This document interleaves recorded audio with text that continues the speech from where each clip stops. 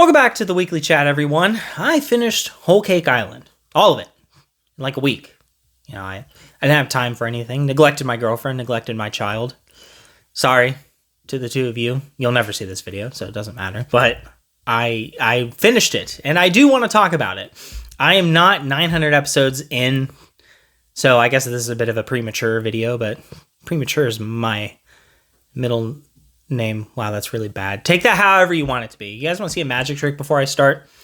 This is things that taste like other things video, like Aftermath thing. This is the Coca-Cola Oreo thing.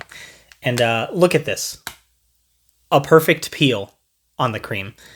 How crazy is that? I swear that's not staged. You'll just have to check out the video. It'll be out in a couple weeks. Sorry, you're gonna have to wait. Yeah, I finished the Whole Cake Island arc.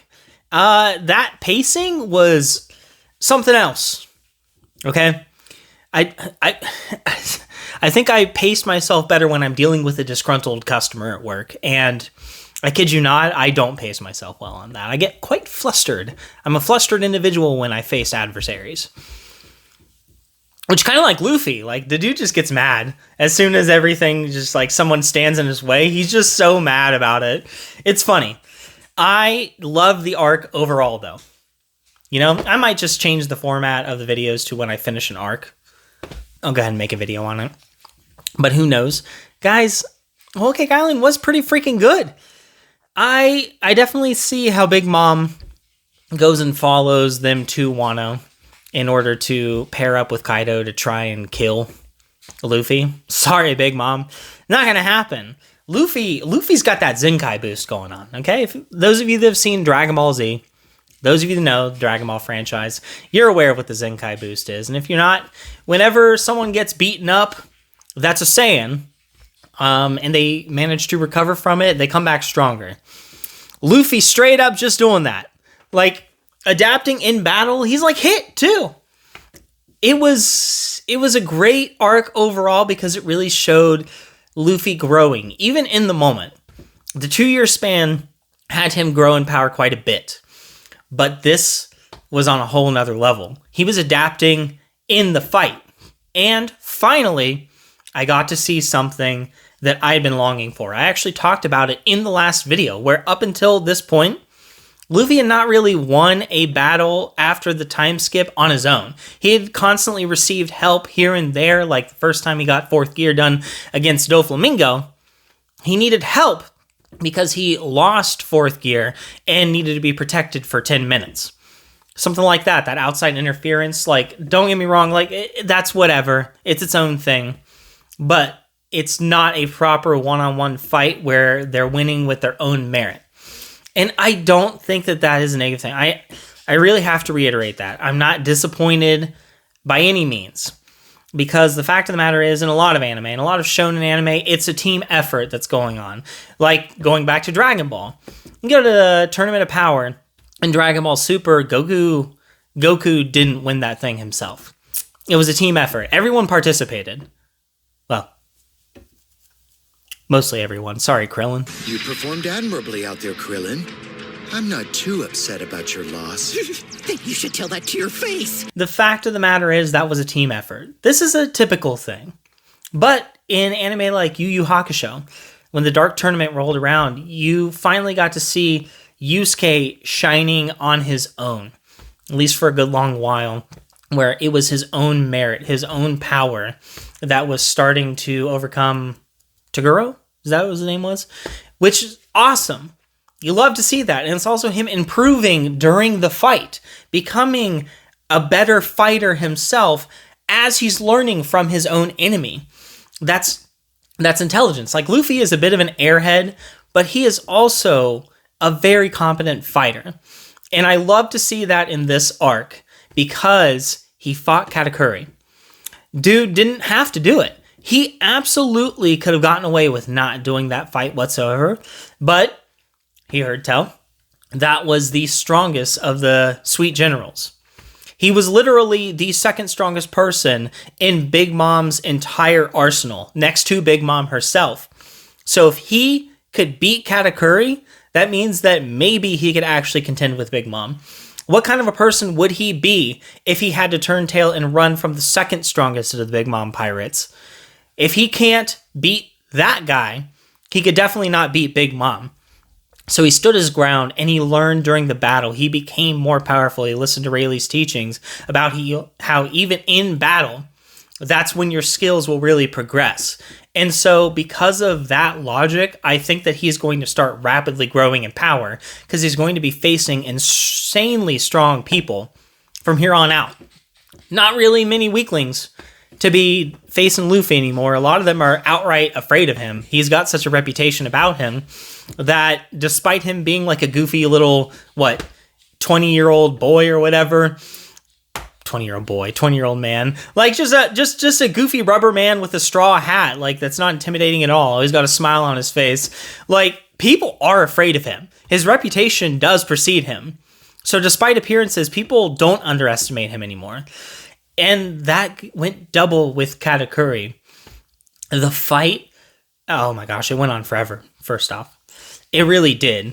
It went back and forth, and like a lot didn't get accomplished for a good long while, but then it did. And it was beautiful. I'm not gonna lie. I like Katakuri now. I don't have any illusions that he's going to like turn around and become a good guy, that maybe he'll rein in the remnants of the Big Mom pirates after she's defeated and turn to Luffy's side. I think that's a bit of wishful thinking. Maybe they'll help out whenever my theory that Luffy just straight up goes to war with the world government comes to pass. Maybe he'll lend some aid. Maybe he'll like rope some people in and they will like join alongside Luffy for at least that bit. Who knows? But the fact of the matter is, Luffy has some respect for Katakuri, and Katakuri has all the respect in the world for Luffy. And I love that. That interaction between them, it's phenomenal. And you could see it. You know it in your heart that Katakuri knows that Luffy will become king of the pirates. That he's still loyal to a fault to Big Mom, to his own mother. But the fact of the matter is, he knows that her prime is past. He knows that she is not going to be overtaking Luffy. Like, it's all downhill from there. If Luffy went from not even being able to land a punch on Katakuri to outright beating him in the span of one battle, he knows that it's just a matter of time. Like, that's just the fact of the matter. And I love to see that. I love to see character growth even in the moment, even if it's just a little bit. I love to see characters like Luffy growing stronger right before our very eyes. And I am so excited for the Wano arc, because we're going to finally have Luffy's full pirate crew. All 10 members banding together along with their allies to take out Kaido. Now, I don't think that the Grand Fleet is going to come in. I came to realize, and I haven't spoiled myself on these, so you guys can tell me if I'm wrong, but don't give me details, please. I've come to realize that a lot of these arcs seem to be pretty self-contained. Maybe a character or two will transfer over from the previous arc and stick around for a little while. But the fact of the matter is, aside from Luffy's crew, they usually get new allies to help them out in each of the arcs. I think that who they have backing them now will be sufficient. Because, oh my gosh, the Minks are strong. After I learned about Sulong, I'm like, oh, okay, so long as they do the raid during a full moon, that's it. Sorry, Kaido and them are done. I mean, oh my gosh, it's crazy to me. It is crazy to me just how strong Minks are.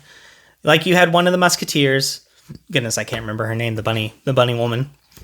You have her, who isn't remarkable. She is stronger than the average Mink, don't get me wrong. But there were stronger, like characters like Pedro were stronger. But because she mastered Sulong, incredible strength. No one could stand up to her that was trying to face her during the time that she was doing it. She was insanely strong. And so I can only imagine how awesome it's going to be seeing the Minks raid Wano and help Luffy. So I don't think that the Grand Fleet's going to get involved there. I don't think they're going to show up until it's finally time to fight the world government. Because again, I think it's going to happen. I think that Luffy finding the One Piece won't even be the end of the story. I don't think that's it. I truly feel like once they get to where the One Piece is at, He's going to learn something devastating. He's going to learn about that dark period in the world government and decide, all right, those suckers need to go down. You know, everybody, what's their faces? Celestial dragons, down. DOWN, down. It's just, it's obvious to me. I could be very wrong, but I could see Luffy doing it. And I see all the allies that he made along the way coming to back him, including kingdoms that are loyal to him over the world government now, because I haven't seen the Reveille yet. But I do imagine that there are going to be sympathizers for Luffy in it, and it's going to tick off the world government in their own way. I think that kingdoms like Alabasta and Fishman Island will back Luffy. They're not going to side with the world government. Why would they side with the world government? Alabasta was under the control of a warlord of the sea who was employed by the world government. They let it happen. Why would Alabasta side with them over Luffy? There's absolutely no reason for that. They will side with Luffy. When the world government goes to collapse, that doesn't mean that all the kingdoms will collapse. I think that means that the kingdoms are going to rise up, at least a good number of them, and they will aid Luffy in overthrowing the world government, kicking the celestial dragons out, kicking out the losers of the world government head that are just freaking jerks, and the corrupt people in the Navy too that choose to side with them. I do think that some of the Navy personnel will defect. I don't know if they'll be one-for-one allies, but I mean, we saw Smoker fighting alongside Luffy during Punk Hazard. So the fact of the matter is there's alliances that can be forged, even if only temporary. But I think that it's going to bring forth a new era. I think that the finale is going to be incredible. And I think that is around the time that we'll see the Grand Fleet finally reemerge. Who knows? What do you guys think? It could just be against the Blackbeard pirates, because they are still a threat, and they're a growing threat. I know that they are incredibly powerful. But I don't know. Some of you probably have a better idea because you've watched further than me, but I'm catching up. All right? I'm catching up. I think I actually passed Charlie White, assuming that he has been watching about the pace that he was already.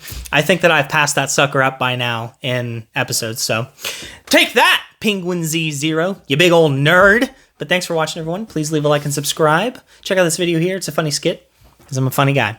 Thanks for watching, everyone.